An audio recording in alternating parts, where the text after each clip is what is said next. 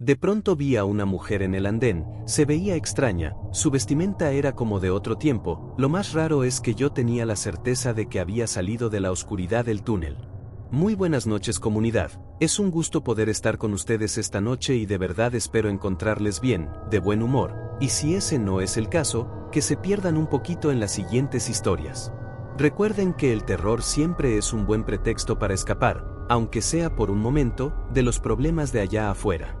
Tenemos historias muy distintas entre sí el día de hoy, así que creo que hay un poco para todos, y estoy seguro que este será uno de esos episodios que se quedará con ustedes al terminar. Quizás hacen sus sueños, apaguen la luz y déjense llevar, ya comienza Apariciones en México. Hola, soy Paula, no suelo escribir este tipo de cosas, pero hace unos meses me pasó algo que todavía no logro entender del todo. Soy psicóloga y confieso que escucho apariciones en México, pero solo para relajarme. Nunca he sido creyente de lo paranormal, pero esta experiencia no sabría explicarla de otro modo. Todo empezó con un paciente, un niño de 7 años llamado Caín. Sus padres lo habían llevado a terapia porque tenía problemas para socializar. Era reservado, callado, y a veces parecía vivir en su propio mundo, pero cada vez le costaba más, cada vez era más serio. Los pocos amigos que tenía los había perdido. Durante las primeras semanas apenas hablaba, se sentaba, dibujaba algo, y si le hacía una pregunta me respondía con una palabra o dos, pero poco a poco fuimos avanzando. Logró contarme sobre su escuela, sus compañeros, sus juguetes, y aunque sus padres decían que en casa seguía siendo callado, conmigo empezó a preguntarse. Un día cuando se acercó a despedirse como hacía después de cada terapia, me dijo algo que me pareció muy tierno, sin imaginar lo que vendría después. No puedo dormir, me dijo bajito. Le pregunté si tenía pesadillas o si escuchaba ruidos en la noche. No, contestó, solo no puedo dormir, y no me gusta porque siempre estoy cansado. Le prometí que trabajaríamos en eso la siguiente semana, que íbamos a hacer algunos ejercicios para que pudiera descansar mejor y rendir más en la escuela. Me acuerdo que se fue feliz despidiéndose con una sonrisa y casi estoy segura que fue la primera vez que lo vi sonreír. Me animó mucho. Esa noche llegué a casa de buenas y me metí a bañar.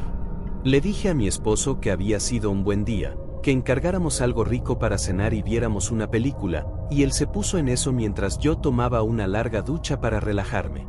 Entre el ruido del agua escuché que alguien tocó el timbre, allá afuera, en la reja del jardín. Luego escuché la voz de mi esposo saludar a lo lejos. Buenas noches, hubo una pausa. Sí, buenas noches, volvió a decirlo, como si hablara con alguien que no le contestaba. No pensé en nada raro ni me preocupé. Seguí bañándome. Cuando salí le pregunté quién era. Una señora, me dijo. ¿Qué señora? No sé. Venía vestido raro, casi como si fuera una Catrina, con un vestido rojo y un sombrero rojo también, como si fuera una fiesta de disfraces. Le pregunté si le había dicho si quería algo o si dejó algún recado, y me dijo que no, que solo se quedó parado un momento como si esperara algo, y luego simplemente se fue. Yo no le di nada de importancia, creo que solo me reí, porque de hecho mi esposo me lo contó sonriendo. Un rato después llegó a la cena que habíamos pedido y nos olvidamos del asunto. Exactamente una semana más tarde volví a ver a Caín. Entró callado, distinto. Se sentó frente a mí con los hombros encogidos. Le pregunté cómo se había sentido, si había podido dormir mejor, y me dijo, ¿ella no me deja? ¿Se enojó mucho? Le pedí que me explicara. Pensé que se refería a su mamá, pero no. La señora, dijo, la señora que vive en las paredes, está enojada. Dijo que la escuchaba hablarle todas las noches, que lo despertaba para pedirle que salieran a jugar al patio. Según él, ella se metía por una grieta en la pared, y a veces se escondía debajo de la cama cuando llegaban sus papás. Le pregunté a su mamá sobre eso, pensando que tal vez había visto una película o está usando su imaginación. La señora me dijo que ya conocía su historia, que desde el año pasado Caín hablaba de una amiga que vivía en las paredes. Me dijo que pensaron que era solo una etapa, una amiga imaginaria.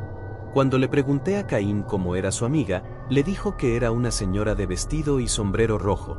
Me dijo que podía dibujarla para mí, pero le pedí que no lo hiciera. Le dije que no era necesario, y es que como se imaginarán, Cuando me dijo cómo se veía, me dio un escalofrío de solo imaginarla. No sé si fue coincidencia, pero en ese momento me quedé sin palabras. Recordé a la mujer que había tocado mi puerta la semana anterior. La imagen que me describía el niño era la misma que me había contado mi esposo. Tratando de mantener la calma, le pregunté a Caín más detalles, y él solo dijo: a mí no me da miedo, pero a veces me dice que la acompañe, que afuera está más bonito. Y después me preguntó: ¿pero verdad que ella no te puede hacer nada a ti? Esa pregunta me sacó de balance. Intenté disimular, cambiar de tema, pero me costó trabajo continuar la sesión. 2 semanas después, los padres dejaron de llevarlo. Dijeron que había tenido problemas económicos y que lo retomarían más adelante. No supe más de hechos. A veces pienso en él, en cómo justo cuando empezó a hablar, cuando parecía estar mejorando, todo se detuvo de repente. No sé si la mujer del vestido rojo fue una coincidencia o si de verdad había algo muy raro ahí, pero me quedó el miedo. Por más irreal que yo sé que es, por más absurdo que suena, y cada vez que escucho que tocan a la puerta en la noche, espero que sea cualquier cosa, menos ella. Me llamo Isla, vivo en San Pedro, Xalostoc, en Ecatepec, y trabajo en una oficina en el centro de la Ciudad de México. Llevo años haciendo el mismo recorrido todos los días. Salgo de mi casa cuando todavía está oscuro, tomo la cumbia hasta Indios Verdes, y de ahí el metro. Entre semana mi vida es eso: el ruido del tráfico, el olor a gasolina, a grasa quemándose, la fila eterna para subir al transporte, la multitud que parece despertar toda al mismo tiempo.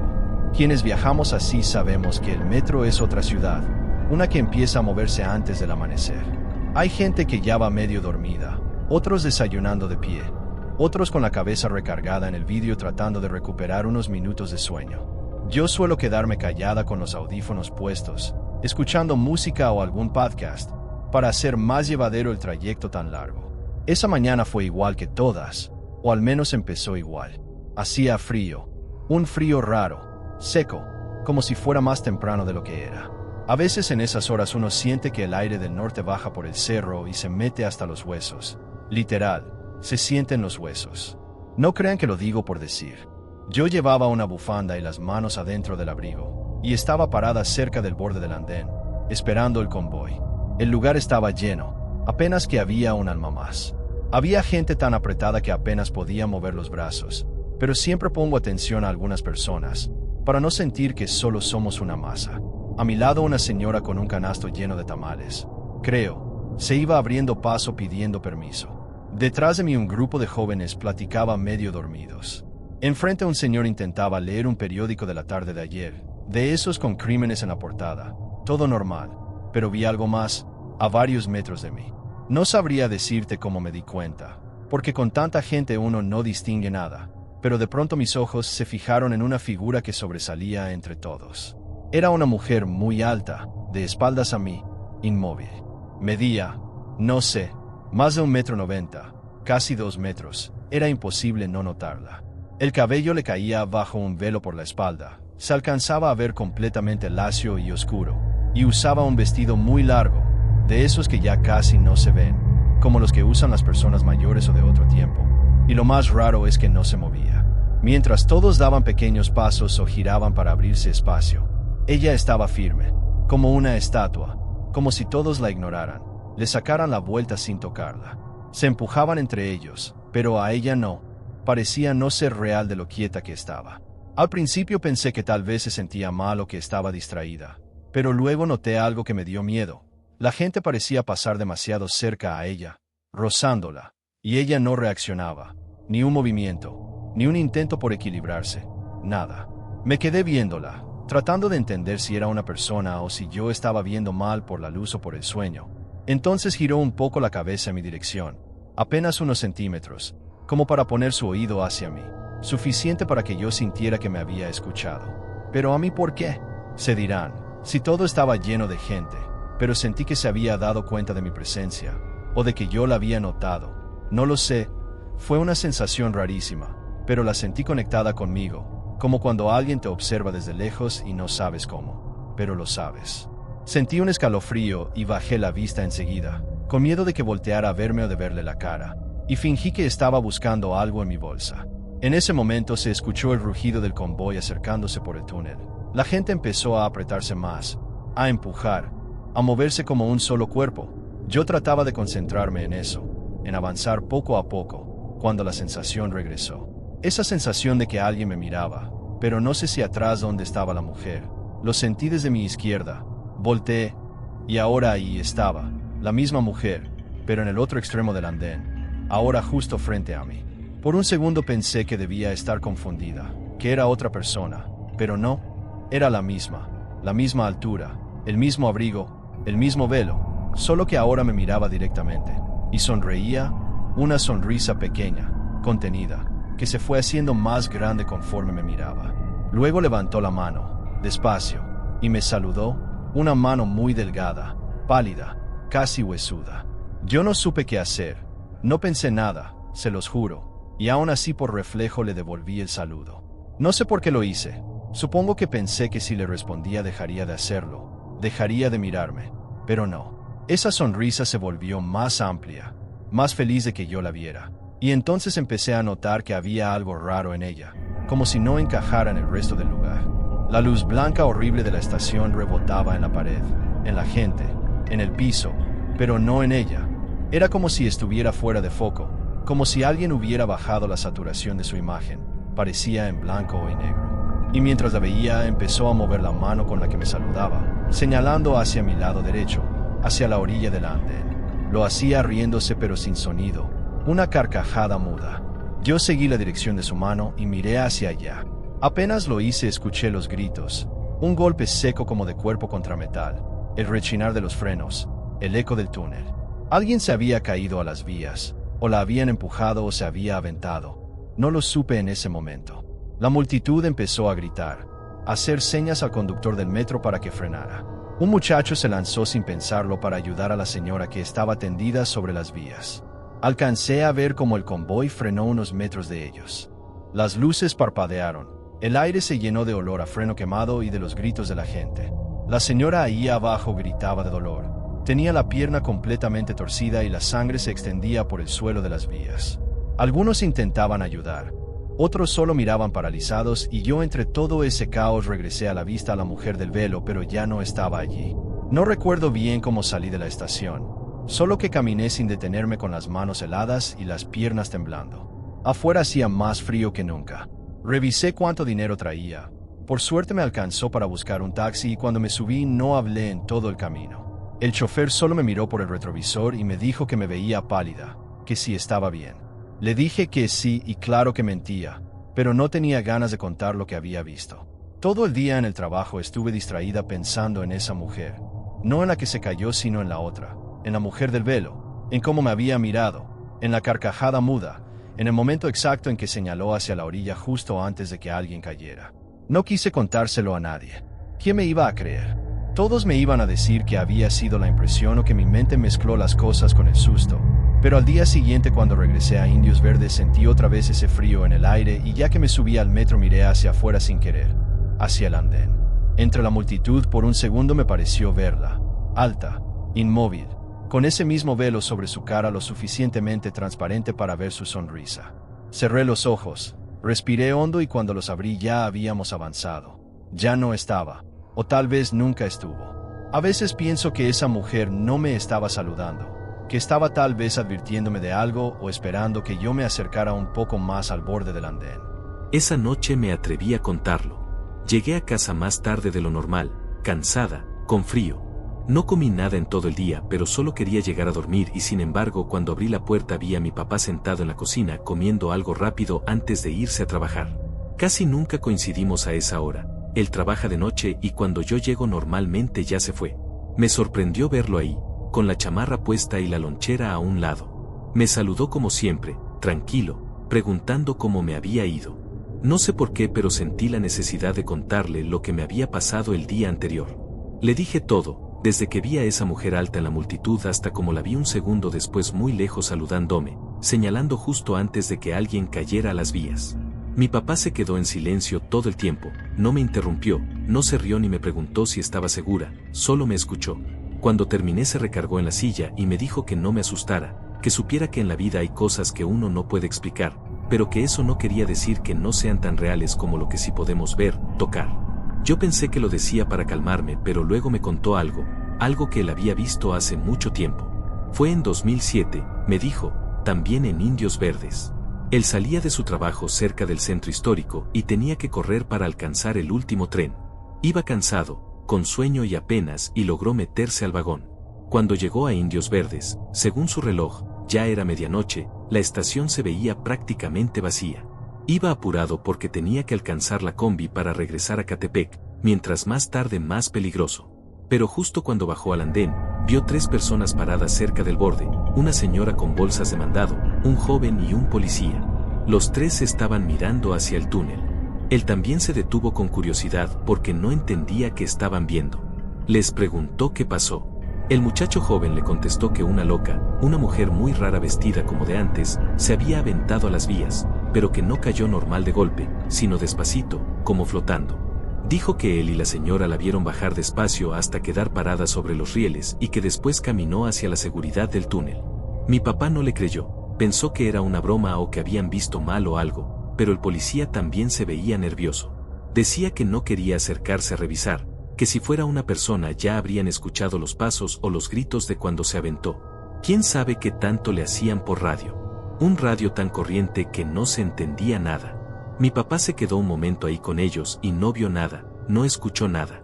Solo silencio. Pensó en quedarse, pero la curiosidad no le ganó al cansancio, así que les dijo buenas noches y siguió su camino, corriéndose a la salida. Cuando ya estaba por salir, volteó por reflejo hacia el andén contrario, el que estaba completamente vacío, y ahí estaba una mujer parada junto a la pared, en el límite del andén, quieta, viéndolo. Dice que levantó la mano saludándolo y que él juraría que esa mano no era normal, que eran puros huesos, me dijo, como una calavera. Siguió corriendo sin mirar atrás. Llegó a la casa finalmente temblando, pero no se animó a contárselo a mi mamá. Al día siguiente, en la estación del metro, escuchó a unos señores haciendo fila, platicando sobre que alguien se había lanzado a las vías la noche anterior, justo frente al último tren. Mi papá pensaba que había tomado el último viaje, pero entonces sí venía otro más, y se preguntaba quién se había aventado. Pensó en la señora de las bolsas, en el joven, en la mujer del otro andén, en esas manos de calavera. ¿Ella se aventó o tenía algo que ver? Me dijo que si por él fuera no hubiera vuelto a tomar esa línea, que le dio miedo los primeros días, sobre todo cuando regresaba tarde, pero que después uno se acostumbra, y que eso me iba a pasar a mí también. Cabe decir, comunidad, que conozco bien la historia de la mujer sonriente del metro, pero esta no es ella, no coincide con la descripción, ni con la estación donde se aparece, esto es otra cosa, este es un espectro que habita la estación Indios Verdes. Antes de pasar a la siguiente historia, les pido que se suscriban si no lo han hecho, que chequen que su suscripción esté activa, que sus notificaciones estén activadas para que sean los primeros en llegar y no se pierdan ningún episodio. Recuerden seguirnos también en nuestras redes sociales, sobre todo Instagram y TikTok, donde estamos como @arnoficial y como nombre tenemos apariciones en México, nada más, porque hay muchas cuentas piratas como también aquí en YouTube, tantas que nos toma tiempo poder reportarlas todas, pero llegaremos. Por lo pronto no dejen de seguir las oficiales y recuerden que en la descripción están todos los enlaces que necesitan para ser parte de la comunidad. Continuamos. Hola, buenas noches Muriel, me gustaría que contaras mi historia, solo te pido que cambies los nombres de las personas porque aún me llevo con ellos. Mi nombre déjalo, soy Abraham, soy de Yucatán, de un pueblito del oriente cerca de la ciudad de Tizimín, conocida como la Ciudad de los Reyes. Hace unas semanas en mi pueblo llovió con una fuerza extraña, el cielo se veía como a punto de caerse. Esa tarde, como de costumbre, planeábamos ir al rancho, mis amigos Julián y Mateo siempre me acompañan. Aquel viernes después de llegar a la universidad almorcé y los llamé. Eran las 4 de la tarde cuando salimos rumbo al rancho, llevamos un rifle y una lámpara vieja. El aire olía a tierra mojada, pero había algo más, un olor agrio, como de animal muerto. Al llegar metimos los animalitos al corral, le hicimos agua y alimento y pasamos al área de las abejas. El zumbido era débil, apagado, como si hasta los insectos sintieran que algo no estaba bien. El tiempo se nos fue rápido y antes de darnos cuenta el cielo llena una mancha gris sin forma. En Yucatán oscurece temprano, pero esa noche pareció caer de golpe. Apresuramos el regreso. Julián llevaba los 2 animalitos que cazábamos a camino, 2 conejos y una chachalaca. Mateo cargaba un desub y el rifle. Caminábamos rápido, pero algo nos inquietaba, el silencio. No se escuchaban grillos, ranas, viento, de alguna manera solo escuchábamos nuestros propios pasos. A unos 2 kilómetros del pueblo está el basurero. Justo cuando íbamos llegando vimos algo, 2 sombras negras inmóviles bajo el árbol grande que marca la entrada. No tenían forma clara, no parecían gente ni animales, nada, solo estaban ahí quietecitos como si nos esperaran. ¿Ya vieron eso?, dijo Mateo bajito, no se mueven. Pensamos que tal vez eran los que cuidan al basurero, así que seguimos caminando, y cuando pasamos algo cerca saludamos. Buenas noches. Hubo un largo momento de silencio hasta que una voz ronca contestó. Noches. Y una segunda voz idéntica repitió. Noches. Sonó como un eco pero raro, como mal hecho, no se movían para nada, no se veía que respiraran, parecían 2 estatuas que solo estaban ahí. Intenté romper la tensión. Buena lluvia esta semana, ¿no? Otra vez la voz ronca respondió. Sí. Y la otra repitió igual, con la misma entonación. Sí. Se me puso la piel como fría, feo, y entonces la voz ronca dijo algo que todavía recuerdo con escalofríos. Si quieren, pasen a tomar un atolito salado. Y el otro sin demora repitió lo mismo. Pasen a tomar un atolito salado. Julian medio en broma dijo que sí, pero Mateo y yo los detuvimos y entonces la primera de las figuras habló otra vez. Aquí cerquita está nuestra casita. Y el otro repitió palabra por palabra. No nos movíamos, contuvimos el aliento. De pronto a lo lejos apareció la luz temblorosa de una bicicleta. Era un señor que venía cargando leña. Sin aviso empezó a gritar en maya, insultando, maldiciendo, gritando con rabia como si quisiera espantarnos. Las 2 figuras comenzaron a brincar, pero no como personas, sino como si sus cuerpos no tuvieran huesos. Saltaron retorciéndose hasta perderse entre los árboles del basurero. El viejo se acercó y nos gritó. No les hablen, no son personas. Nos contó que eran aluches, pero no los buenos. Que ellos no cuidaban los montes, que esos estaban ahí para perder gente. Que si hubiéramos aceptado lo que nos daban, no lo hubiéramos contado. Nos aconsejó no volver al rancho por unos días, nosotros no. Y mientras hablaba, Mateo quiso levantar del SUV la trampa que había dejado tirada, pero ya no estaba. Solo había un hueco húmedo en la tierra, como si algo se lo hubiera llevado arrastrando. Seguimos caminando con el señor, agradecidos, escuchando sus historias, pero justo al llegar a la entrada del pueblo, en una calle muy oscura, la luz de su bicicleta parpadeó. Se apagó y de repente ya no supimos para dónde se fue, solo quedó el olor de la leña que llevaba flotando en el aire. Esa noche los grillos volvieron a cantar. Volví al rancho, pero ya no me quedo después del atardecer, y cuando paso por el basurero de noche, evito voltear hacia allá. Gracias por leer mi historia, un saludo desde Yucatán.